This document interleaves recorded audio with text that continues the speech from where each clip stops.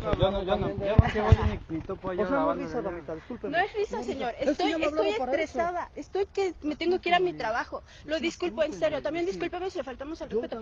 Déjeme hacer lo que tengo que hacer con mi perro y yo ahorita cada quien que haga lo que tenga que hacer y nos vemos las caras en el momento.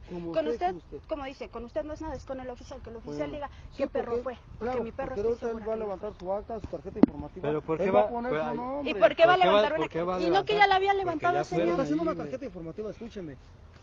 Es que no es risa, disculpa, yo no me estoy burlando. No es risa, güey, mi perro pero no ve está cómo risa, está mi perro. Mataron a mi perro, mi perro no hace nada. Ahora, te voy a decir una cosa, imagínate. Son ojetes, güey. Los tiras son ojetes, güey. A Chile, güey.